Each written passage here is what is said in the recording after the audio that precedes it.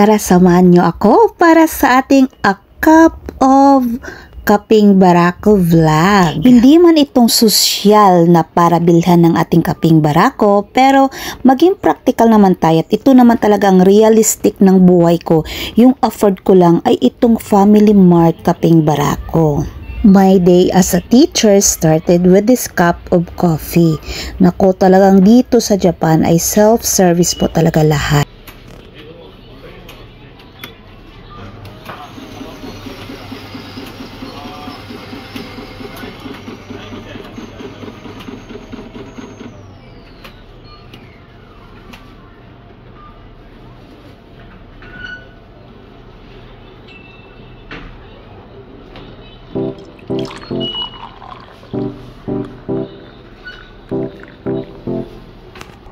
Dito rin pala mga kabudlat, ikaw na rin maglalagay ng asukal mo at saka yung creamer. Huwag nyo rin palang kalimutang i-experiment yung mga flavored sugar nila like cinnamon apple, apple sugar at yung vanilla.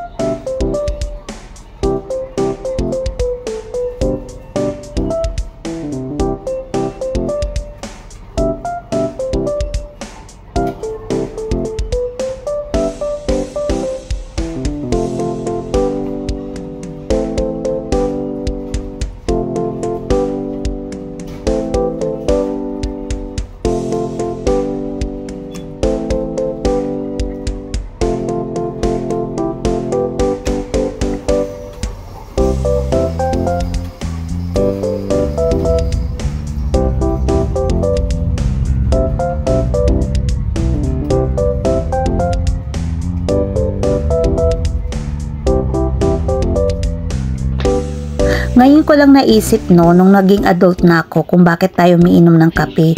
Hindi naman sa addict tayo, kundi naging kultura na natin yan at beside, binibigyan tayo ng pagkakataon na mag-isip sa mga bagay-bagay na mayroon sa atin, kung anong wala, at dito natin na-appreciate yung mga bagay na kung minsan sa sobrang busy natin, hindi natin napapansin. Like this one, na-appreciate ko yung katahimikan. Na-appreciate ko na kahit pagod pala tayo, kahit pagod ako, nagpapasalamat ako na mayroon akong trabaho. Sa isang higop ng kaping barako, ayan, start na yung buhay ko, start na yung araw ko. Ohayo sa atin, magandang umaga! This is your mother, Bisdak. Laban Japan! See you sa susunod na vlog!